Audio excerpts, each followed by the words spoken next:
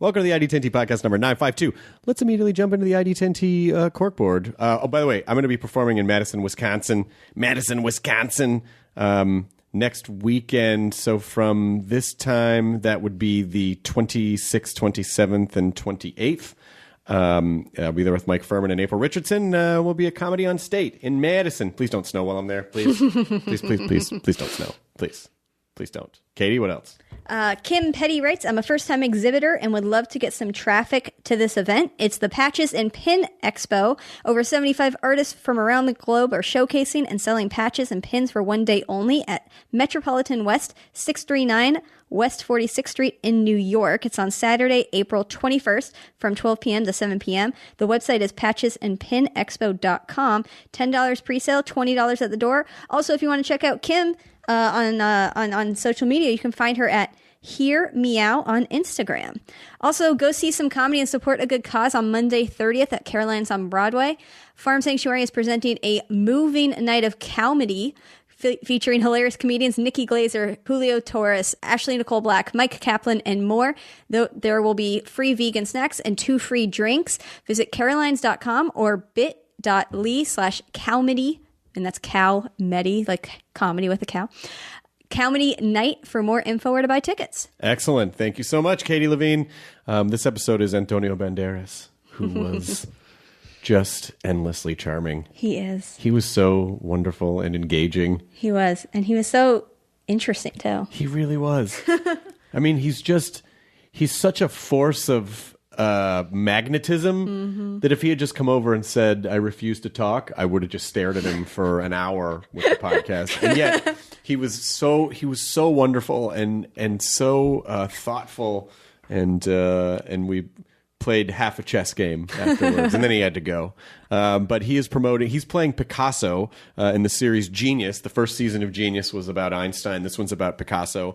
A special 2-part premiering this Tuesday, April 24th at 9 p.m. on National Geographic. So watch it, support him.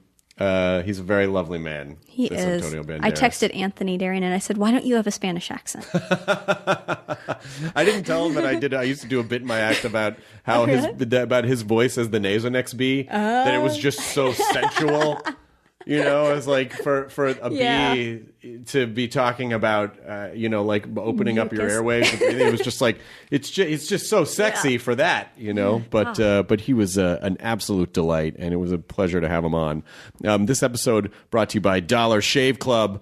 All right, get rid of all the junk that's lying around in your bathroom. Freshen it up with high-quality products from Dollar Shave Club.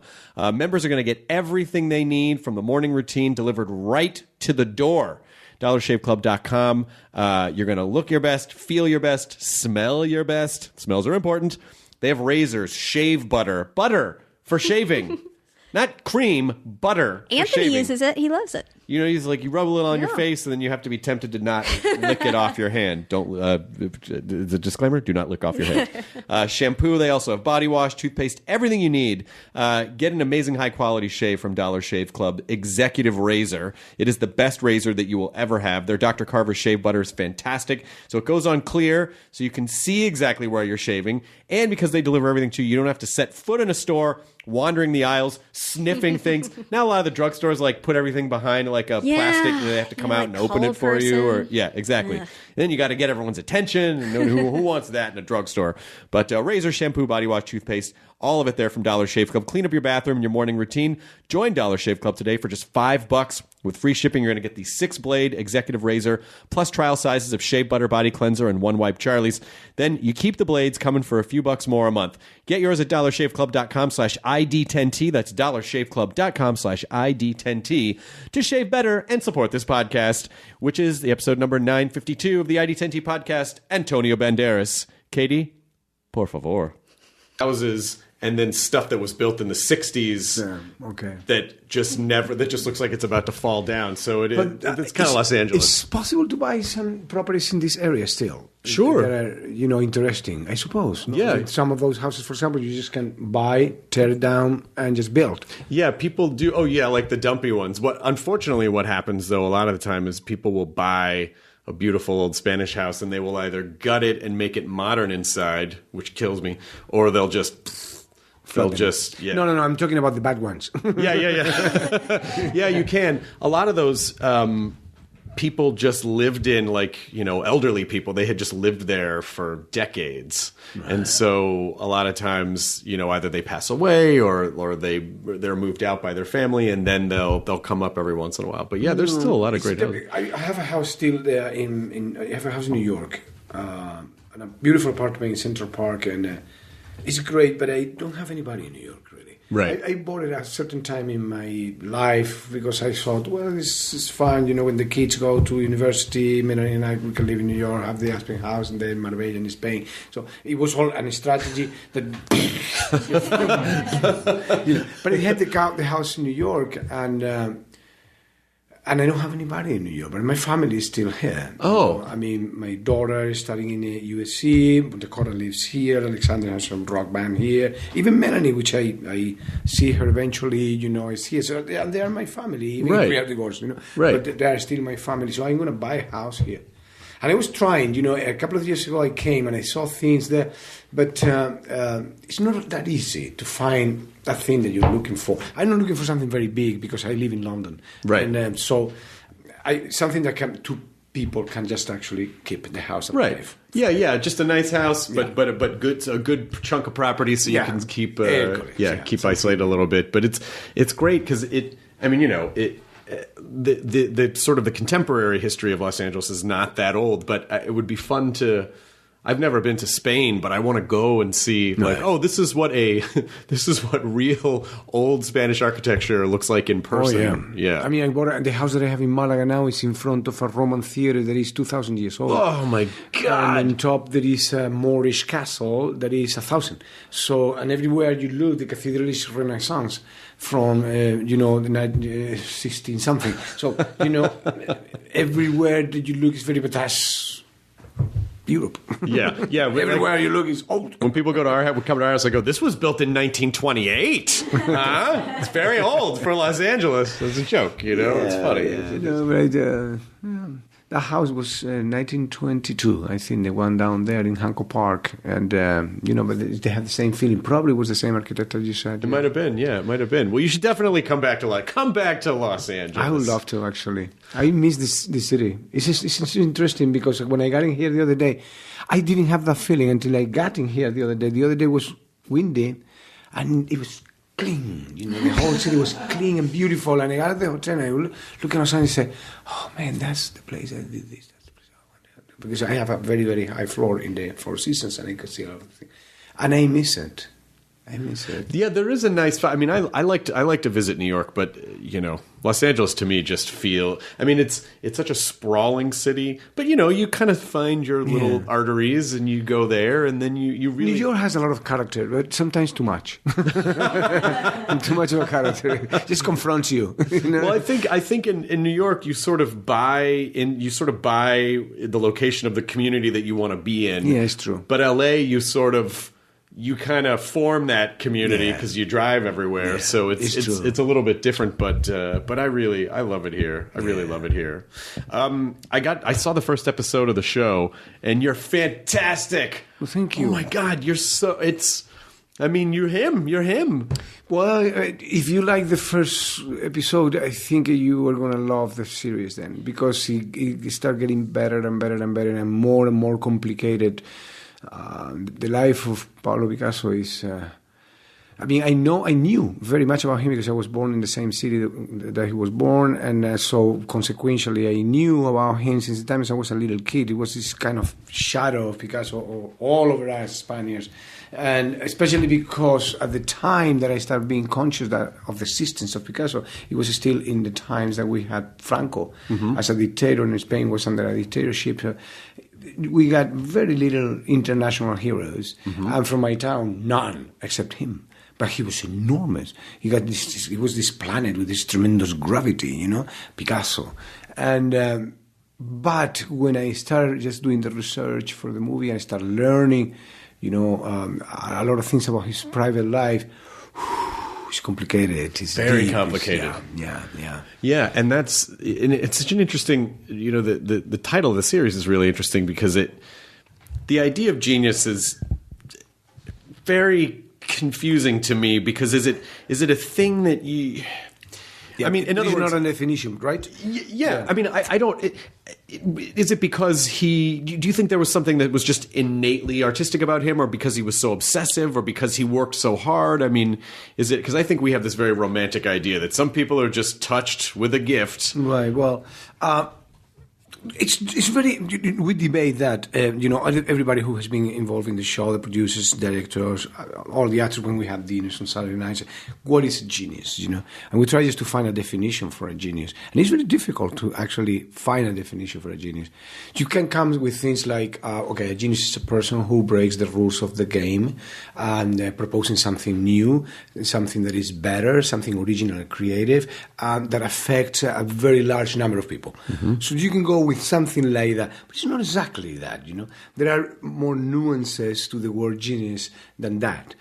Geniuses can be very, very complicated people, can be very egotistical people, very self-centered, very arrogant. So they produce, when they walk through life, a lot of collateral damages too at the same time. So genius is it's not all good. Right. It, Right. And in some cases, it seems like, certainly in his case too, people are very conditioned to be self-centered because everyone just, let's excuse their behavior because they're so brilliant. And it's okay. It's just part of their. It's just part of their thing. It's just part of how they're weird. And I wonder, I wonder how real that is. But it obviously, it's. I mean, he wasn't really conditioned to live any other way. He was able to, have all these girlfriends everywhere, father these children, do kind of whatever he wanted, and no one really said anything. He was very famous, very respected, very powerful, very rich very soon. And probably that was one of the things that conditioned his life in a very specific way. I think he probably, I don't know if conscious or unconsciously, he decided not to grow up. I mean, Picasso is a child until almost the day he died. Mm-hmm. And, there are certain things that childs do with 7 years, with 10 years that are very funny. When they do those with 70, it's not fun at all. It's very complicated. Right. And so he grabbed literally the things and the humans that he was interested in. Literally, they took them for himself, took them almost like property. His muses, fed the genius, fed the artist, the creative guy. He needed that kind of vertigo in order to create. At some point, he actually is aware of that, but he cannot avoid it. He knows that his sacrifice is not being comfortable, not getting to a position of being bourgeois, and he had that possibility with Olga Koklova. Olga Koklova was a woman who got a lot of money from family and stuff like that. He had that possibility with Maria Teresa Walter too. He got a beautiful daughter called Maya. She was a beautiful woman and sensitive and soft and wonderful. And he knew when he was with her that the artist was dying. So he gotta do something. And that something always was in the figure of another woman coming into the picture. And so, at some point, that all became a huge mess that damaged a lot of people around him. Yeah, because it seems like he identifies, at least according to the show, he identifies very early. His friend gets him a prostitute. He's like 14 years old, and he's so fascinated by the female form and sex and sexuality. But you're right, it doesn't really seem, it seems like it just kind of starts and ends there for him, and he never really matures beyond that. Yeah, exactly. And in a way, it seems like he's not, his only intimacy is with his painting and not necessarily with any of the people in his life. He says it on the TV show even, several times, the only thing that was important for him really, really, really was his art. Everything else has to be sacrificed in order to create a big fire that is actually, what he became. So everybody went into the fire. It's almost like a big planet, as I said before, And if you got caught in the orbit of the planet, you're lost. Even Francoise. Yeah. Even Françoise, who is the only woman that actually confronted him face to face. I mean, this is a woman who's an intellectual, who was smart, who was very young. She was 21 years old by the time that they got together. Picasso was 64. And Picasso was married. He got a ring, and notoriously, at least two of his lovers and mistresses, they were around. One of them with a baby, Maria Teresa Walter, and then Dora Maar. So she knew where she was getting in, right? But it's true that at a certain point she left him. Now, she thought that she was free of him. No. Go to Wikipedia. Just punch François Gillot. And he talk about a French painter, blah, blah, blah. But if you keep reading, there you're going to find that it says muse of Picasso. Picasso is always there. Right. So it's almost impossible to just get out of this kind of gravity. Now, as an artist, after I analyze and study and research, and not only me, but many people around, is the purest artist that I have the possibility of studying in my life. I mean, it's unbelievable. The honesty of this guy with what he did, what he put in painting, is incredible. That honesty is the same one that became actually part of his problem and misery, because there was no filter. Right. If he had to say something to you, it was just like a boom. No sentimentalisms, no way of saying that polite. No. It was like a catapom. It's very, very, very strong and merciless when he had to be, when he had to express anything. Do you think that that people who are quote unquote geniuses, they're so self-centered, so therefore they're so in touch with what they want, the kind of vision that they have, but it feels like a story that we see over and over again, with whether it's Picasso or like Peter Sellers or Steve Jobs or anyone who's some sort of creative visionary, and like, yeah, but not the best person to be around at the same time. Do you think that's necessary to be that self-centered to be a genius? I don't know if it's necessary. I think it's compulsive. I think it's actually something that cannot avoid. I think actually genius is a pathology. I really do. I don't think they can avoid it. I don't think they can avoid it. This is the way they are, and it's impossible. And they gain on one side, and and they lose on the other one. So there is no balance in that. It's very, very rare that you find. Actually, there is a character in the movie that seems to have that balance. And he's another painter, and he's Matisse. Mm-hmm. Henri Matisse is a man that found this kind of Zen position. I loved Picasso, by the way. Picasso can relate and can establish wonderful relationship of friendship with equals. And Matisse was one of those. Jean Cocteau was another one. Paul Eluard. People like that were at a certain level. He keep this kind of, normal, not all the time, because he fought all the time with Chagall, he fought with all of them at a certain point, But Matisse actually kept that. But the rest of them, some of them were very damaged. Yeah. Yeah. Yeah, I mean, even in the case of like Van Gogh, who in his time wasn't considered a genius, but then after, actually, it turns out this guy was a genius the whole time. He was brilliant. We didn't know it at the time, but now we know. So is it? I guess it's really a reflection of how people respond to you. Is that where it is? Well, some type of. As I said to you before, pathology in your brain, in your mind, because it happens the same thing when I saw the first season, and I saw the story of Albert Einstein. The surprise for me was, you expect to see a scientist, and the TV show was going to be interesting because this is a guy who actually decompose time and all of those scientific things related. No, he got a lot of activity going on in his life too, with women and problems. So it's not the environment, because the environment in which Einstein was completely different. The environment of universities, environment of teaching professors, scientists. It's not the environment of Picasso. Picasso is an environment of artists, and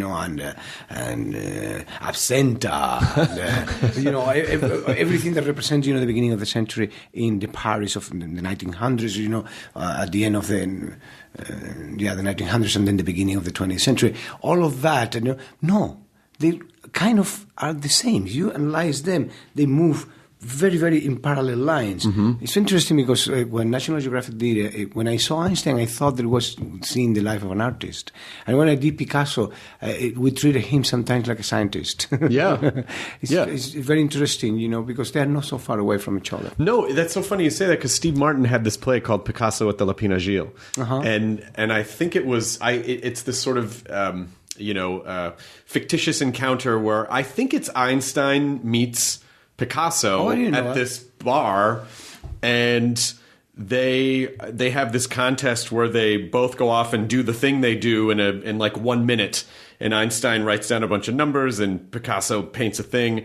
And Picasso says, well, mine's better. And Einstein says, why? And Picasso goes, that's a formula. And then Einstein looks at Picasso's and goes, so is that. And it's like you can see that they're definitely, on a foundational level, there's... Right.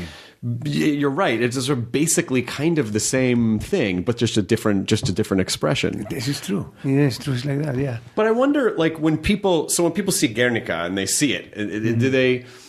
Is some of what they're seeing that's brilliant about it because they know he did it? I mean, if they just put that up in the exposition and they didn't say who the artist was, would people go, I don't know, it's okay? Or do you think they would feel all the emotion that was attached to it? How important is the story around the piece separate from just the piece? This interesting. These paintings were painted a long time ago. Yeah. Very, very long time ago. One of the things that the modern art museums call your attention is when you see modern art and this crazy, paintings that escape of reality and they go to a totally different level that has to do with the subconscious and stuff like that. Many of these paintings were at the beginning of the century. Wow. Look at the way that these guys were exploring. I think the Guernica is a painting that in 1937, when it was painted for the Universal Exposition of Paris of that year, it was a knockout. It was like wow. If you don't know Picasso, you would have said, who did this? Because it's extraordinarily well-balanced. Mm-hmm. It's very interesting painting in every possible way.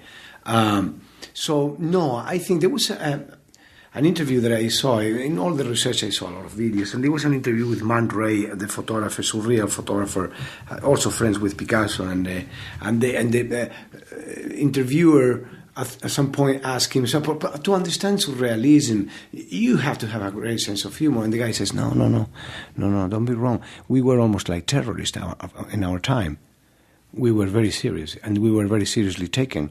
And the people wanted to kill us on the street, and they actually got violent against us. And we got booed basically in everything that we did. Wow. Performance in the theater and stuff like that. So we were playing with the morality of a whole entire way of understanding life, and we were breaking all the rules of the game. So the people were not happy about that. They were scared, and consequentially, because they were scared, they were very violent against all the surrealist group and other groups, that were just breaking all the rules of the game. So that movement, I don't see in our actual world, people breaking the rules and exploring in the same way that these guys did. Not only artistically, you have to read the story of Dora Maar. Dora Maar was coming, before she met Picasso, of sadomasochism. These guys were exploring sexually, politically, the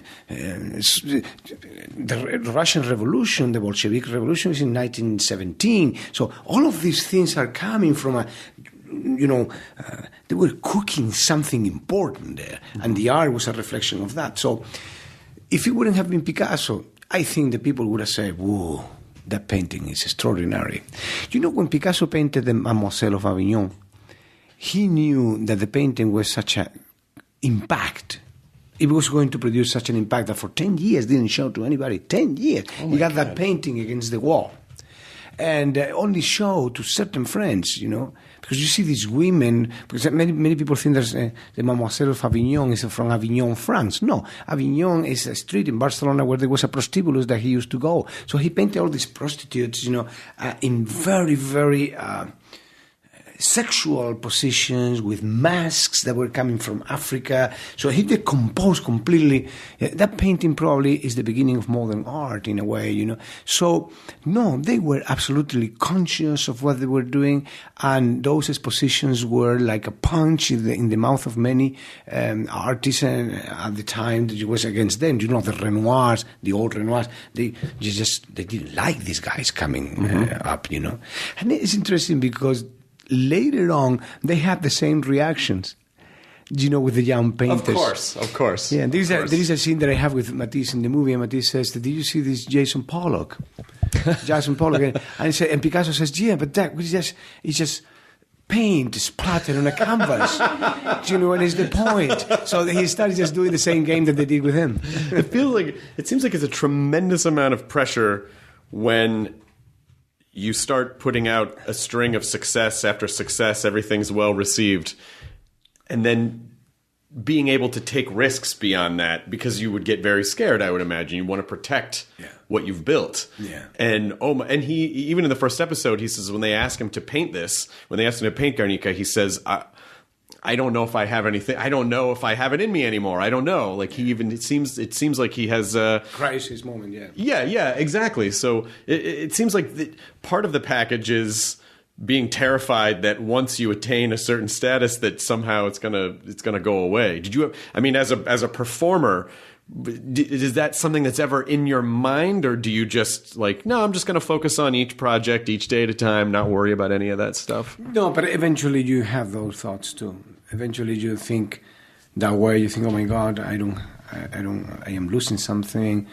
I don't connect with the character. I don't connect with the people. I don't connect with the story that I'm trying to tell. Things like that happens. And many people may recognize it, may other not, but it happens to everybody. The is in art, it happens to painters, it happens to musicians, and they lose the inspiration, and then they come from what you less expected. I think the worst enemy for success is the anxiousness to get it. Mm-hmm. When you get into that pattern, when you get pressured by just obtaining something that is at the end of that tunnel, then is when you don't get it. The tunnel starts, elongating, and it's, and that the objective is further and farther of you. It has to come from relax and certain security. Mm-hmm. Picasso had that. Picasso, when he was 14 years old, painted practically like Velázquez. So then he knew, I can just do whatever I want. I can just paint my dreams. I can paint subconscious. I can just invent things. I can just break all the rules because I paint like Velázquez or Vermeer. And then he just jumped into that. But you have to have that security. Right. Otherwise, you don't have it with you. But even Picasso had this crisis. At that time, particularly, right before he painted the Guernica, he stopped painting. He almost didn't paint anything for a year and started writing. He started writing poetry. By the way, not bad. Not bad at all. And also a play. I think he did a play too.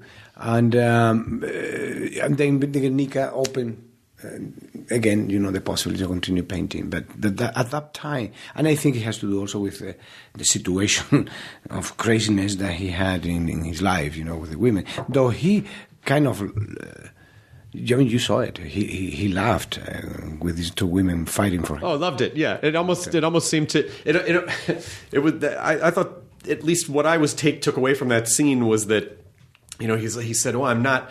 I'm not there at the battle. I'm not seeing it. I'm not. And then they start fighting, and he's almost. And then he immediately goes to the canvas. He's almost feeding off their rage. Yeah. And that delights him. Yeah, totally, and that was documented. That was documented very well. That came practically in every book of Picasso. So that really happened. Actually, I think we didn't want to introduce that element, but I think it was Maya was there, as a little girl. Right. And so yeah, it's funny because I was doing one day a scene with Paul Leloir, character that is played by an actor called Stopper, the song of Tom Stopper, the theater writer. And I am talking about Maya in the scene. And I became very good friends with the grandson of Picasso, Olivier Picasso. And he came to visit us. And I finished the scene in which I am talking about Maya with him. And he said, my mom wants to talk to you. And it was Maya, with 82 years old. Oh, my God. In perfect Spanish. Antonio, I am French, but I am Spanish too. And he started talking, and he advised me, said, my mom talks a lot. And she did, but it was beautiful, it was priceless, that conversation of the things that he said. But basically, she said something that opened my eyes to many comments that I have heard before about the relationship that he got with his family and with his kids. And he said, my father was 360% father to me. He loved me, and I loved him very much. So whatever they say to you, it's not true. I love my father, and I love that conversation with her because nobody told me that. That was her telling me that straight, and I thought, that's when I started suspecting of everything that I read about him, because you read things that are describing a same event, right, in different ways, and Francoise. It's actually a very interesting book because she described, you read it, right? In detail. Life with Picasso. In detail, and she described in detail situations with detail that is sometimes extraordinary, right? And for somebody who was creating a character, for me, it was very valuable. But at some point, I started reading between the lines a little bit because I was reading things in other books, in other biographers that kind of contradict things that I was reading there. So we had to be very careful.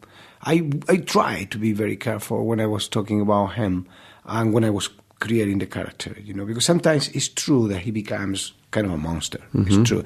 But sometimes he was a very loving man. Right. And also, he paid a huge price at the end of his life. He was totally alone. Even if he was married with Jacqueline Roquet. Jacqueline Roquet closed the house and nobody could visit him.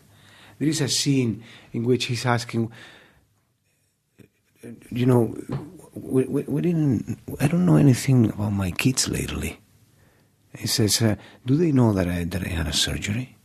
And he says, I'm here to protect you. You don't have to protect me against my family. It's my family. And so right before we see a scene in which the kids come and they want to see their father and they don't allow them to do so. Oh, my gosh. And you know what happened? That is not in the movie. Pablito, on the side of Olga Kokolova, he got one boy with her, mm-hmm. It was called Paulo. And then he got a kid called Pablito. And Pablito tried to visit the grandfather several times that didn't allow him to do so. For that reason of enclosing the family. Right. The day that he died, Picasso died the 8th of April 1973, he went to the house.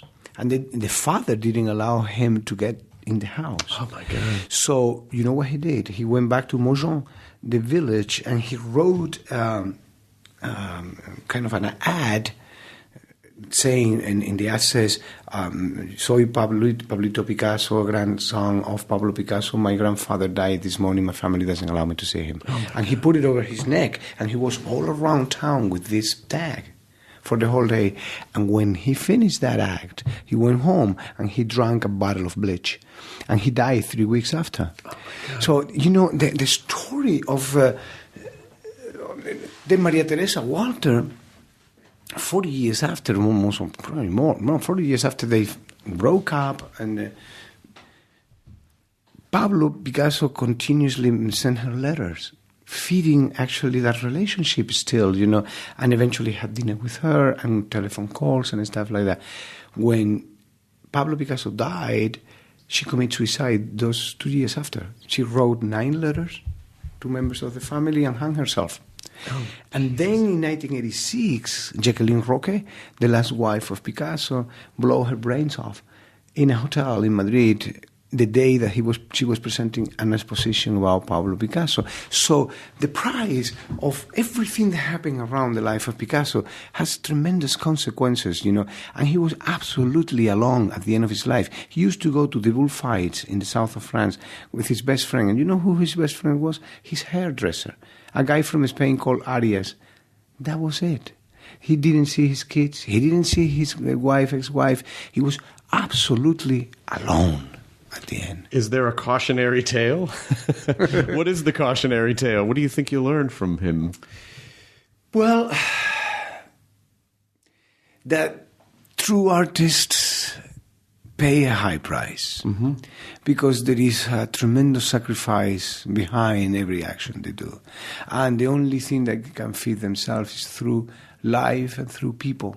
And sometimes, unfortunately, they have the capacity of destroying, their relationship and the life who surround them. You learn that you have to be careful, with art. Can be very damaging sometimes for the people who practice it. Is it worth it, do you think? I don't know. I don't know.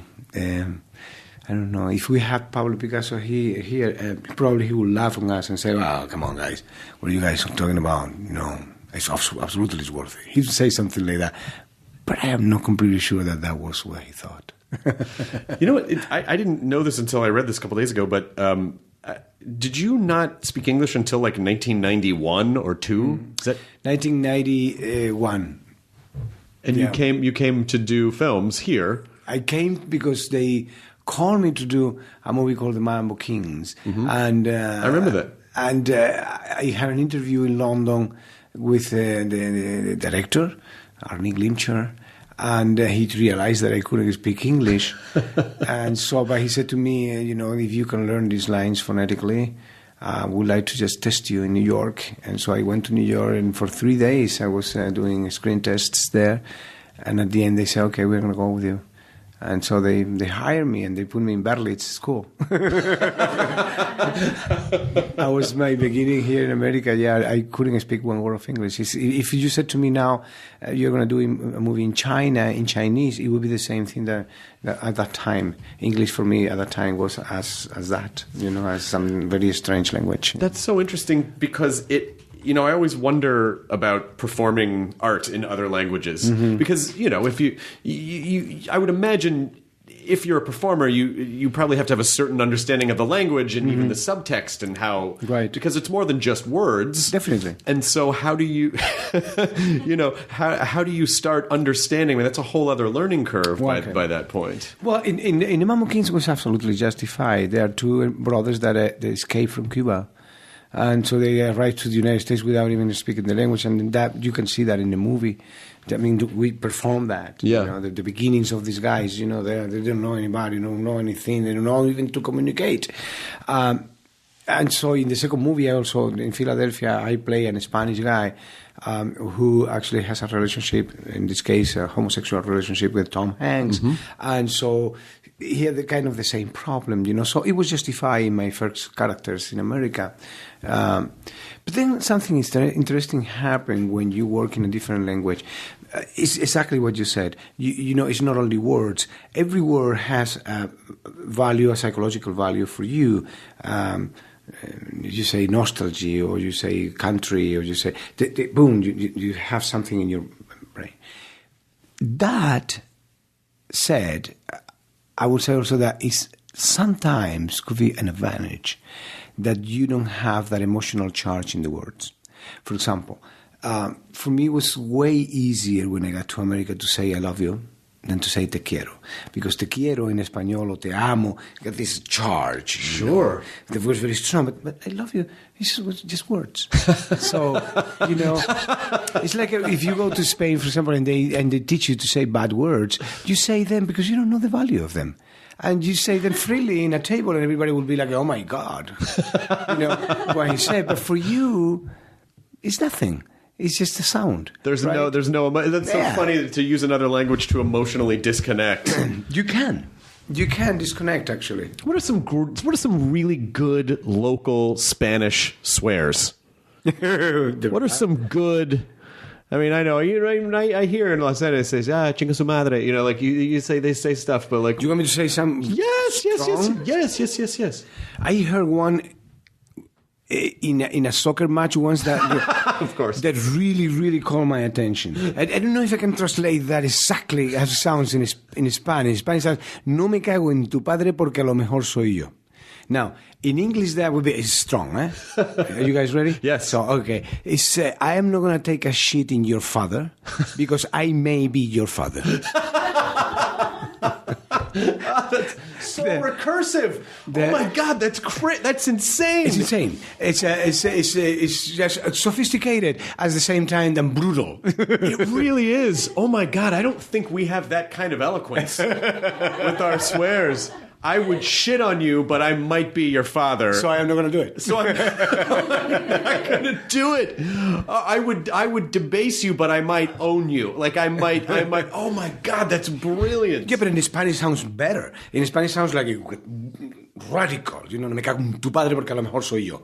Bang! You know, there is nothing you can say against that. The record scratch.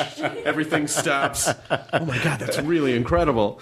But obviously, you know that, I mean, the Americans are so enamored of your accent. What is enamored? I don't understand that word. They love it. They love it. Okay. They love it. They're amorous of your accent. So, are there times where you felt that you've leaned into the accent a little bit because you go, well, I think this will win the room over if I, Well, no.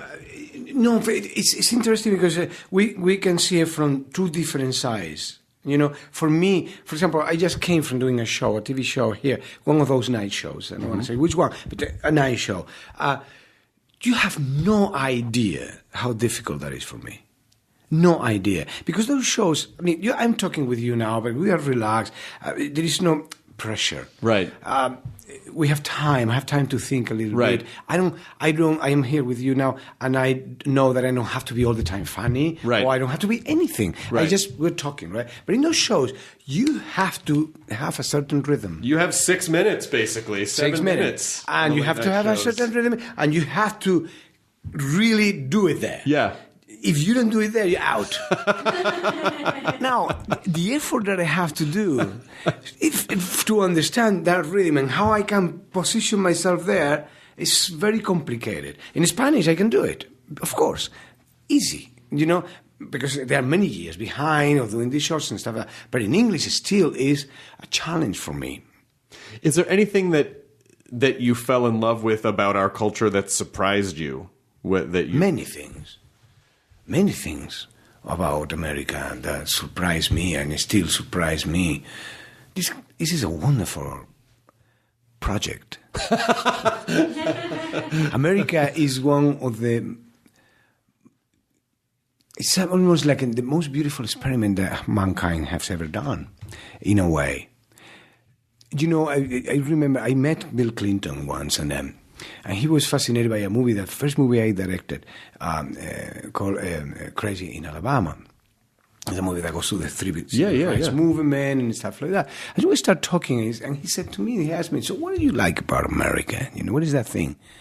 And I remember in the Olympic Games of 1968, I think it was in Mexico, something like that. I was 8 years old, and I was watching the black and white television, one channel only we have in Spain at the time, and I was seeing the ceremony of the aperture ceremony. And I remember, the parade that they do, and here comes,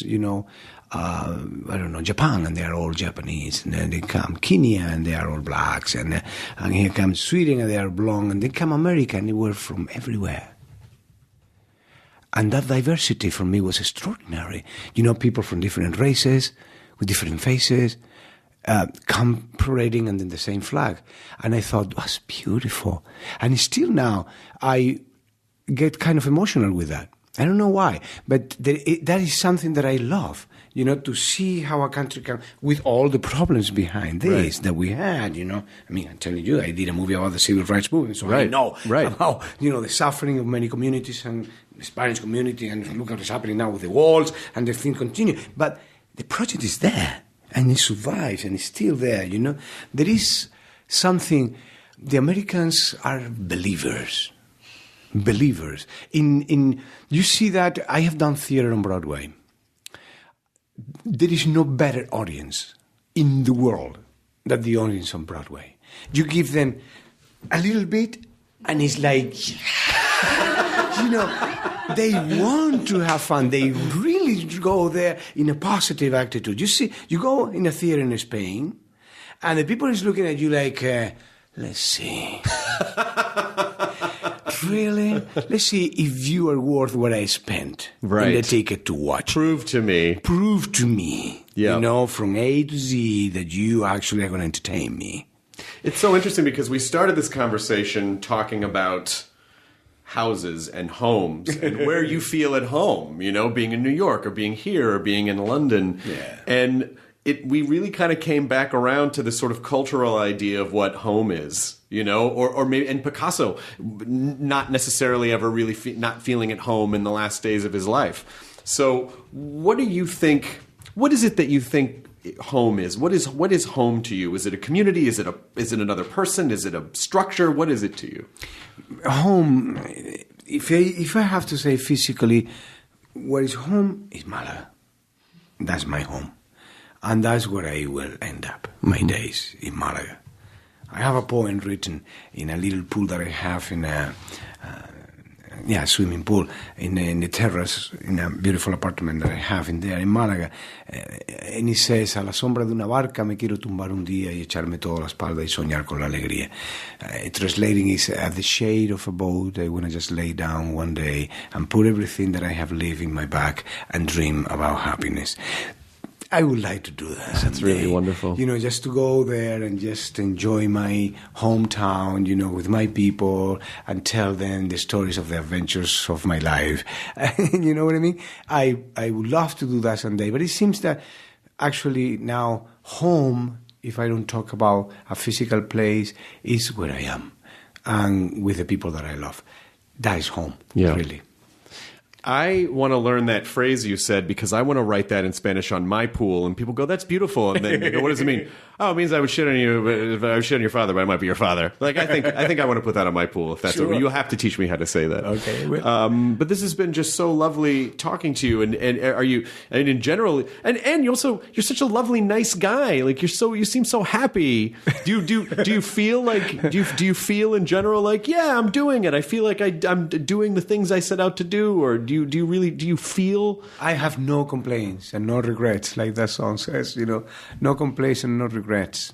That's fantastic. Really, of course, bad things happen in my life. I lost my mother this year. My father 6 years ago. I had a heart attack a year and a half ago. How are you feeling? I feel great. Good. I run every morning. Does that change your perspective? Kilometers. Yes. It filters life. You realize what is important. When that thing happens, when you say death so close, it's, why I am doing this stupidity, why I'm so worried about these things that is so nimious and it doesn't mean anything to me. Then friends become very important, family becomes very important. The essential things are precious, and so you start cultivating that again. You just go back to kind of your roots and you become less anxious, because you realize that there is only one certainty. Right. It's death. That's perfect. Yeah. Nothing is perfect but death. That comes. And everything else is relative. Everything.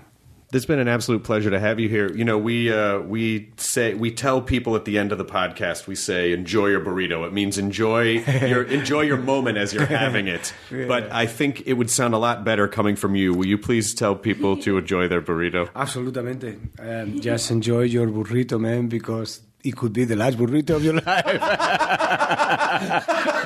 Go for it. That's one of the best ones. That is one of the best ones ever. Thank you so much. You're very welcome. It was good to see you. Same here, man. All right. ID 10T scanning complete. Enjoy your burrito.